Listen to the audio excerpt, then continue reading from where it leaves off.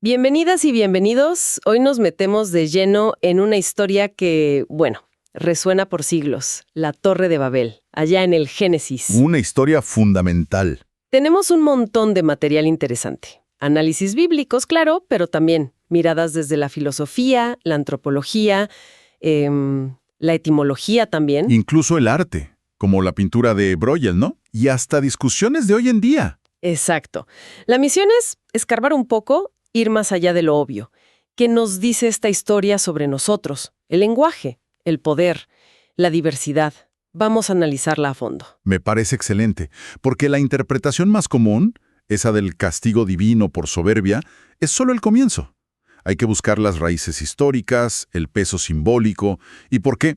¿Por qué nos sigue hablando hoy? Arranquemos entonces con el relato mismo. Génesis 11.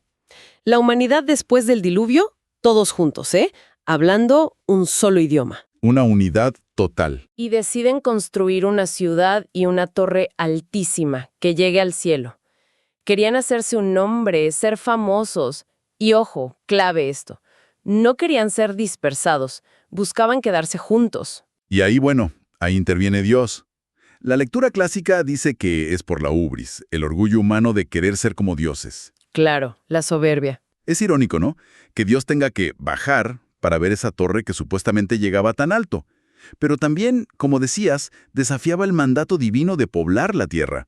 Era un acto de concentración, no de expansión. Y hablando de construcciones enormes, las fuentes conectan esto con cosas reales, ¿no? Los zigurats de Mesopotamia.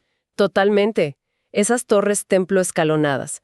Se menciona mucho el Etemenanki en Babilonia como posible inspiración. Hasta hay una tablilla en el Smithsonian que parece mostrar algo así. ¡Qué dato! O sea que no era pura fantasía. No, no. Y desde la antropología, este relato capta una tensión histórica. El choque entre grupos pequeños, clanes, y el poder centralizado de las ciudades, los imperios.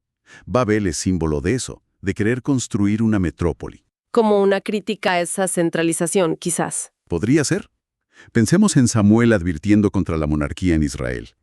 Y es llamativo que en Babel no hay un líder con nombre. Es un proyecto, anónimo, colectivo. Y el lenguaje. El lenguaje es clave aquí. La famosa confusión de lenguas. Una fuente dice que Babel viene del hebreo balal, confundir. Exacto.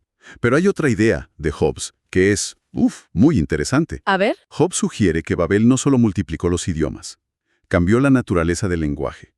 Pasamos de nombres con conexión directa a las cosas, quizás dados por Dios, a usar signos. Bueno, signos arbitrarios, creados por nosotros. ¡Wow! O sea que las palabras perdieron su conexión real. Algo así. Y eso plantea la gran pregunta. ¿Cómo nos entendemos ahora con palabras que son, digamos, convenciones? Claro. ¿Cómo lo hacemos? Bueno, ahí se ve la importancia vital de la comunidad para crear significado. Como dice una fuente, hablar es siempre hablar a alguien. Necesitamos acuerdos.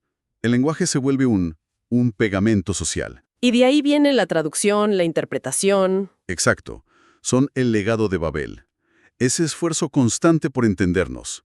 Roza la idea de Sapir-Whorf de que la lengua moldea cómo vemos el mundo, y también la necesidad de caridad interpretativa, como decía Davidson. O sea, suponer que el otro tiene sentido para poder empezar a hablar. Pero, ¿no todo es negativo? Hay lecturas, citadas desde Latinoamérica, que preguntan, ¿y si la dispersión no fue solo castigo? ¿Si fue una forma de evitar un poder único, totalitario? Una bendición disfrazada, digamos, preservando la diversidad cultural, lingüística. Qué interesante esa vuelta.